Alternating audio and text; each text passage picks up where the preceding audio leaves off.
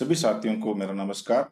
आज हम ionic equilibrium के नेक्स्ट टॉपिक जो है एसिड बेस टाइट्रेशन, इसके ऊपर हम आज डिस्कस करने वाले हैं। लैब के अंदर हम इसको प्रैक्टिकली करते हैं। कैसे करते हैं? जो आपको स्क्रीन के ऊपर दिखाई दे रहा है ये ब्यूरेट है। इस ब्यूरेट के अंदर हम क्या फिलअप करते हैं? इस ब्यूरेट के अंदर हम लेते हैं बेस, और जो कॉनिकल फ्लास्क होता है इसके अंदर हम दे लेते हैं एसिड। और इसी कॉनिकल फ्लास्क के अंदर से मान सपोज करो हम 20 ml एसिड ले लिया। 20 ml एसिड के साथ में इसी कॉनिकल फ्लास्क के अंदर हम जो इंडिकेटर यूज करते हैं उस इंडिकेटर की एक या दो ड्रॉप डाल देते हैं। उसके बाद होता क्या है इसके अंदर, वैसे देखा जाए तो जो एसिड होता है इसके अंदर जैसे हम बेस को ऐड करते रहते हैं ड्रॉप बाय ड्रॉप, तो धीरे धीरे रिएक्शन आगे प्रोसीड होती है और क्या बनता है, सॉल्ट बनता है। और जब ये रिएक्शन कंप्लीट होगी तो उसका कलर चेंज हो जाता है और वहां पर हम रिएक्शन को स्टॉप कर देते हैं और कितना बेस कंज्यूम हुआ उसका हम अमाउंट निकाल देते हैं। मोटा मोटी यही होता है टाइट्रेशन के अंदर। जैसे कि आपको इसमें एक प्रैक्टिकली दिख रहा है आपको कि बिफोर टाइट्रेशन जो है ये किस कलर का था और एंड पॉइंट के ऊपर जो इंडिकेटर है वो किस कलर में चेंज हो गया, जैसे पिंक कलर में चेंज हो गया। तो यहाँ पर हम टाइट्रेशन को स्टॉप कर देते हैं और जितना बेस कंज्यूम हुआ उसका हम अमाउंट निकाल लेते हैं। ये होता है एसिड बेस टाइट्रेशन। इसके अंदर मेन तो आपको इंडिकेटर याद रखना है कि कौन से एसिड बेस टाइट्रेशन के अंदर कौन सा इंडिकेटर हम यूज कर सकते हैं। एसिड की पीएच रेंज कितनी होती है सभी को पता है। एसिड की पीएच रेंज कितनी होती है, बेस की कितनी होती है। इस पीएच रेंज के ऊपर ही हम इंडिकेटर को यूज करते हैं और कौन सा इंडिकेटर की कितनी पीएच रेंज होती है ये भी आपको इसमें याद रखना होता है। तो अम्ल सार अनुमापन यानी एसिड बेस टाइट्रेशन होता क्या है? वे अनुमापन जिनमें अम्ल तथा सार प्रयुक्त होते हैं उन्हें हम बोलते हैं अम्ल सार अनुमापन बोलते हैं। और इस अनुमापन करने का मुख्य उद्देश्य क्या होता है? अम्ल की वे मात्रा ज्ञात करना जो सार की मात्रा के सही रासायनिक तुल्य हो। ठीक साथियों, यहाँ वर्ड यूज किया हुआ केमिकली इक्विवेलेंट, रासायनिक तुल्य। जिस बिंदु पर यह स्थिति प्राप्त होती है उसे तुल्यांक बिंदु या रस समीकरणीय मिति बिंदु कहते हैं। इसको ऐसे याद रख लेता, याद रह जाता है, इससे कोई बड़ी बात नहीं है। और इस बिंदु पर क्या मिलता है आपको? लवण का जलीय विलयन प्राप्त होता है। जब भी अम्ल और सार आपस में मिलते हैं तो क्या बनता है? लवण ही बनता है। तो लवण का जलीय विलयन प्राप्त होता है। अम्ल सार अनुमापन में अंतिम बिंदु एंड पॉइंट ज्ञात करने हेतु जिन पदार्थों का उपयोग करते हैं क्या बोलते हैं? इंडिकेटर, अम्ल सार सूचक, एसिड बेस इंडिकेटर, यही इनका पॉपुलर नाम है, अम्ल सार सूचक। उदासीनीकरण सूचक भी कहते हैं इनको और हाइड्रोजन आयन सूचक भी कहते हैं। और सभी सूचक होता है वो एक पीएच रेंज में ही काम करता है। यहाँ लिखा है लाइन, पीएच के न्यूनतम तथा अधिकतम मान जिसके मध्य सूचक के रंग में परिवर्तन होता है उसे सूचक का पीएच प्रास यानी पीएच रेंज कहते हैं। इस टॉपिक के अंदर मैंने मोस्टली दो ही इंडिकेटर को लिया है और एग्जाम के अंदर भी क्वेश्चन इन्हीं दो इंडिकेटरों में से पूछे गए हैं। तो पहला इंडिकेटर क्या है? Methyl orange. जब इसको आप एसिड में डालते हो एक या दो ड्रॉप, तो कलर कैसा रहता है? उसका कलर हो जाता है रेड, लाल हो जाता है। आप समझ लीजिएगा, इसको आप बता देता हूं। जैसे ये कॉनिकल फ्लास्क है, इसमें हमने एसिड लिया और एसिड तो होता है कलरलेस। उसके अंदर जैसे ही हम मेथिल ऑरेंज की एक या दो ड्रॉप डालेंगे तो उस सॉल्यूशन का कलर कैसा हो जाता है? रेड हो जाता है, लाल हो जाता है। उसके बाद जब हम टाइट्रेशन शुरू करते हैं और इसमें बेस को ऐड करते हैं तो जब ये रिएक्शन कंप्लीट होती है एंड पॉइंट के ऊपर इसका कलर किसमें टर्न हो जाता है? रेड से येलो हो जाता है। और जैसे ही कलर येलो होगा उसी पॉइंट के ऊपर हम टाइट्रेशन को रोक देते हैं और कितना बेस कंज्यूम हुआ उसको निकाल लेते हैं। ये होता है। पहले आपको याद क्या रखना है कि जो मेथिल ऑरेंज होता है इंडिकेटर, उसका अम्लीय विलयन में रंग कैसा होगा? रेड होगा, लाल होगा। और क्षारीय विलयन में रंग कलर कैसा हो जाएगा? पीला, येलो। और दूसरा आपको याद रखना है कि मेथिल ऑरेंज की पीएच प्रास कितनी होती है? 3.1 से 4.5। यानी इसको आप रफली याद कर सकते हो 3 से लेकर के 5 के बीच में। ठीक है साथियों, नेक्स्ट इंडिकेटर है फिनोप्थेलिन। ये बहुत ही पॉपुलर इंडिकेटर है और आप सभी ने प्रैक्टिकली इसको बहुत यूज किया होगा। अम्लीय विलयन में रंग कैसा होगा, कलरलेस होगा, ये रंगहीन होता है, कोई कलर दिखाई नहीं देगा। और जैसी रिएक्शन कंप्लीट होती है ये किस कलर में टर्न हो जाता है, गुलाबी हो जाता है। गुलाबी पिंक कलर होते ही हम रिएक्शन को रोक देते हैं, वो इसका एंड पॉइंट है। और इसकी पीएच रेंज कितनी है, 8.3 से 10। रफली याद रख सकते हो 8 से लेकर के 10। अब मैंने यहाँ मोस्टली दो इंडिकेटर ही बताए हैं आपको, तो दो इंडिकेटरों को आप याद रख लें कि मेथिल जो ऑरेंज होता है उसकी जो पीएच रेंज होती है वो एसिडिक होती है 3 से 5 के बीच में, और फिनोप्थेलिन की होती है 8 से 10 के बीच के अंदर। ये 8 से 10 के बीच जो पीएच रेंज होगी तो ही ये वर्क करता है, अदरवाइज नहीं करता है। मेथिल ऑरेंज की पीएच प्रास 3 से 5 और फिनोप्थेलिन की 8 से 10। ठीक है। अब देखो अम्ल क्षार अनुमापन के प्रकार टाइट्रेशन किस किस के बीच में कर सकते हैं। पहला इसमें बताया गया प्रबल अम्ल और प्रबल क्षार के मध्य अनुमापन, दोनों ही हमने स्ट्रॉन्ग ले लिया, titration between strong acid and strong base. तो सभी को पता स्ट्रॉन्ग एसिड है और स्ट्रॉन्ग बेस है, तो इनकी पेज कहां से कहां तक वेरी करेगी। क्षार को किस में लेते हैं, ब्यूरेट में पहले बता ही चुका मैं आपको। अम्ल को किस में लेते हैं, कॉनिकल फ्लास्क में लेते हैं, ये आप थोड़ा याद रख लेते हैं, और इसमें आपने यूज किया होगा तो आप सभी को याद ही होगा। देखने वाली बात क्या है कि स्ट्रॉन्ग एसिड और स्ट्रॉन्ग बेस है तो पीएच रेंज क्या रहेगी, पीएच कहां से कहां तक वेरी करेगी, 3 से 10 दे रखा है पीएच में 3 से 10 तक का परिवर्तन होता है।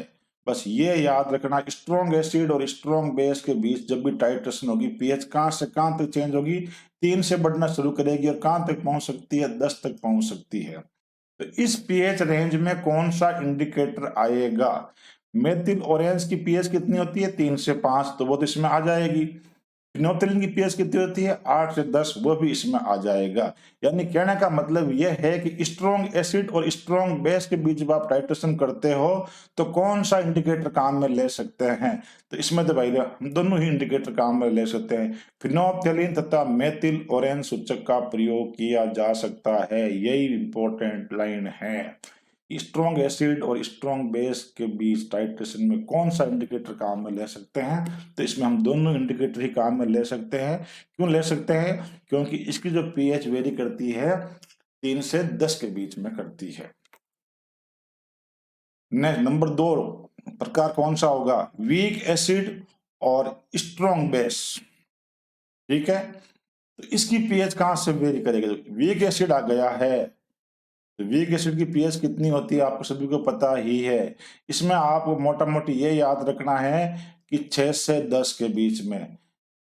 बेस तो स्ट्रॉन्ग ही है तो अगेन अपन 10 तक कर देते हैं अपन। और एक बार एसिड क्या हो गया, वीक हो गया, तो वीक हुआ तो वीक एसिड कितनी पीएच 6 से 10 के बीच कर लिया। तो देखो इसमें फिनोप्थेलिन तो आ रहा है, क्योंकि फिनोप्थेलिन की पीएच रेंज होती है 8 से 10, वो तो इसमें फिट बैठ रहा है। लेकिन मेथिल ऑरेंज नहीं आएगा, क्योंकि उसकी पीएच ही कितनी होती है मेथिल ऑरेंज की, 3 से 5 ही बताई है, तो ये तो आउट हो गया है। तो इसीलिए याद ये रखना है कि जब आप वीक एसिड और स्ट्रॉन्ग बेस के बीच में टाइट्रेशन कराते हो तो इंडिकेटर को आप सिलेक्शन करोगे, इंडिकेटर का वो किसका करोगे, फिनोप्थेलिन का ही सिलेक्शन होगा। इसमें मेथिल ऑरेंज काम में नहीं आएगा, यही बात याद रखने वाली है। नेक्स्ट देखते हैं अपन तीसरा प्रकार कौन सा होगा। अब की बार हम स्ट्रॉन्ग एसिड और वीक बेस ले लेते हैं। स्ट्रॉन्ग एसिड और वीक बेस के बीच में टाइट्रेशन करवाते हैं। ठीक है, तो स्ट्रॉन्ग एसिड आ गया तो वापस पीएच कितनी ले लेंगे अपन, 3 ले लेंगे। और अब की बार वीक बेस है तो इसमें पीएच रेंज दे दी कि आपके 3 से 7 के बीच में, 3 से 7 याद रख लेना है। तो समझ में आया होगा। यहाँ पर मेथिल ऑरेंज आउट हो जाएगा, क्यों, सॉरी मेथिल ऑरेंज नहीं, फिनोप्थेलिन आउट हो जाएगी, क्योंकि फिनोप्थेलिन की पीएच रेंज कितनी होती है 8 से लेकर के 10 के बीच, जो इसमें फिट नहीं बैठ रहा है। इसीलिए स्ट्रॉन्ग एसिड और वीक बेस के बीच जब आप टाइट्रेशन करोगे तो मेथिल ऑरेंज का सिलेक्शन होगा। मेथिल ऑरेंज काम में ले सकते हो या काम में नहीं ले सकते हो, फिनोप्थेलिन या काम में नहीं आएगा। अभी तक क्या पढ़ा हमने, स्ट्रॉन्ग एसिड स्ट्रॉन्ग बेस के बीच में titration, strong acid strong base के बीच टाइट्रेशन जब हम करते हैं तो पीएच कहां से कहां तक वेरी करती है, बताया था मैंने आपको कितना, 3 से लेकर के 10 के बीच में, तो इसमें तो दोनों इंडिकेटर ही काम में लिए जा सकते हैं।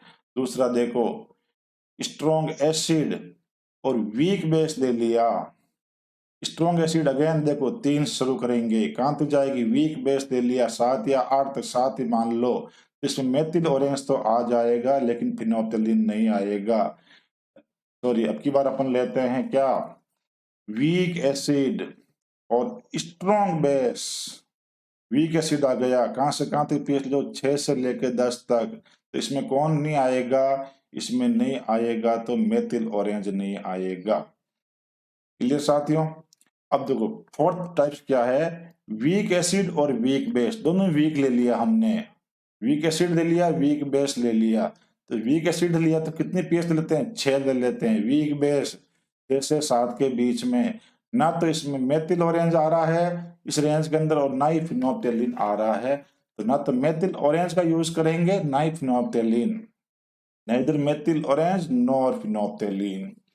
ये दोनों इंडिकेटर किसी और का ही उपयोग कर। वैसे अपन इसके अंदर दुर्बल अम्ल और दुर्बल क्षार के बीच टाइट्रेशन हम किसमें, पीएच का मापन किससे करते हैं, पीएच मीटर से करते हैं। इसमें हम इंडिकेटर यूज करते ही नहीं, अवॉइड करते हैं। लेकिन फिनोप्थेलिन और मेथिल ऑरेंज का तो यहाँ यूज नहीं होगा, आपको यही याद रखना है। इसके अंदर और कुछ याद नहीं रखना है। ये बिल्कुल एक आसान सा टॉपिक था। अब हम देख लेते हैं प्रीवियस ईयर के अंदर इस टॉपिक से कौन कौन से क्वेश्चन पूछे गए हैं। केमिस्ट 2021 के अंदर आया हुआ क्वेश्चन है कि मेथिल ऑरेंज का सूचक के रूप में, जब ये इंडिकेटर के रूप में होता है तो इसकी पीएच रेंज क्या है, what is the pH range as a indicator. Methyl orange बताया था आपको मैंने, कितनी होती है, 3 से 5 के बीच में। तो ऑप्शन नंबर 1 इसका करेक्ट हो जाएगा। फिनोप्थेलिन कितनी बताई, 8 से 10 के बीच में। तो एक फिनोप्थेलिन होता तो शायद ये सही हो जाता, लेकिन यहाँ तो मेथिल ऑरेंज पूछा गया है और इसका करेक्ट जो ऑप्शन होगा वो 1 नंबर होगा। मेथिल ऑरेंज की पीएच रेंज 3 से 5 के बीच याद रखनी है और फिनोप्थेलिन की याद रखनी है 8 से 10 के बीच में। क्लियर। नेक्स्ट क्वेश्चन देखते हैं वो क्या आएगा। हाँ, ये केमिस्ट 2021 का क्वेश्चन है। ये भी क्या क्वेश्चन है, एक प्रबल अम्ल और दुर्बल क्षारक के अनुमापन में संकेत यानी इंडिकेटर के रूप में किस सूचक का उपयोग किया जाता है। साथियों याद क्या रखनी है, इसने क्या लिया, इसने लिया स्ट्रॉन्ग एसिड और साथ में क्या लिया, वीक बेस। तो स्ट्रॉन्ग एसिड है, पीएच कहां शुरू करोगे, 3 से, वीक बेस 7 तक ले जाओगे। इतनी रेंज करे, इस टाइट्रेशन की पीएच रेंज इतनी होगी 3 से 7 के बीच में। तो 3 से 7 के बीच में हम क्या काम में लेने वाले हैं, पता ही है आपको, मेथिल ऑरेंज। तो ऑप्शन नंबर 4 अपना सही हो जाएगा। यहाँ पर बिल्कुल आसान सा क्वेश्चन था, इस एग्जाम पूछा गया केमिस्ट 2021 के अंदर। नेक्स्ट क्वेश्चन देखते हैं। ये क्वेश्चन भी दो केमिस्ट 2024 के अंदर आया हुआ है। क्या क्वेश्चन है, प्रबल अम्ल और दुर्बल क्षारक के बीच। वाह भाई गजब क्वेश्चन हो गया। तो सेम क्वेश्चन दोबारा रिपीट कर दिया इस केमिस्ट 2024 के अंदर। इसको तो पता ही दिया मैंने आपको, मेथिल ऑरेंज ही होगा। अगला क्वेश्चन देखो, which one is incorrect match. अच्छा, इसमें सबके सब टाइट्रेशन के प्रकार दे दिए हैं और सबके सब इंडिकेटर दे दिए, इनमें एक गलत को हमें आइडेंटिफाई करना है। और ये क्वेश्चन आया लैब असिस्टेंट एग्जाम 2016 के अंदर। देख लेते हैं अपन भी क्या क्या दे रखा। प्रबल अम्ल वे प्रबल क्षार, स्ट्रॉन्ग एसिड और स्ट्रॉन्ग बेस के बीच में हम दोनों इंडिकेटर काम में लेते हैं। फिनोप्थेलिन भी काम में लेते हैं, मेथिल ऑरेंज भी काम लेते हैं। ये तो हो गया सही, आपका करेक्ट है। ये तो इनकरेक्ट नहीं हुआ। दूसरा क्या, वीक एसिड और स्ट्रॉन्ग बेस, दुर्बल अम्ल व प्रबल क्षार के बीच में फिनोप्थेलिन बिल्कुल है भाई। क्यों है, क्योंकि वीक एसिड और स्ट्रॉन्ग बेस के अंदर जो पीएच रेंज होती है वो कितनी होती है, 6 से 10 मानते हैं, और इसके अंदर फिनोप्थेलिन आपके फिट बैठ जाएगा। तो ये भी करेक्ट ऑप्शन हुआ, इनकरेक्ट नहीं हुआ। थर्ड देखते हैं, प्रबल अम्ल व दुर्बल क्षार के मध्य, प्रबल अम्ल दुर्बल क्षार के मध्य टाइट्रेशन होगी तो पीएच वेरी कहां से कहां तक करेगी, 3 से लेकर 7 बताया था मैंने आपको, बिल्कुल 3 से 7 के बीच में मेथिल ऑरेंज भी फिट हो जाएगा, तो ये भी आपका करेक्ट ही हुआ। तो सिंपल सी बात है, इनकरेक्ट कौन सा हुआ, फोर्थ इनकरेक्ट रहने वाला, फिर भी देख लेते हैं। वीक एसिड और वीक बेस के बीच बताया था मैंने अपन को, अवॉइड करते हैं इंडिकेटर को। इसका पीएच मापन किससे किया जाता है, पीएच मीटर से किया जाता है, तो मेथिल रेड नहीं आएगा, ना मेथिल रेड आएगा, ना मेथिल ऑरेंज आएगा, ना ही फिनोप्थेलिन आएगा। एक ब्रोमोफिनोप्थेलिन होता है, वो शायद इसके अंदर काम में लेते हैं। तो हमारा ऑप्शन नंबर 4 इसमें इनकरेक्ट है, ऑप्शन 4 है तो इसका इनकरेक्ट है, लेकिन अपने लिए सही उत्तर यही है क्योंकि ये इनकरेक्ट है। तो ये थे आपके एसिड बेस टाइट्रेशन के ऊपर क्वेश्चन थे। Thank you so much for watching video.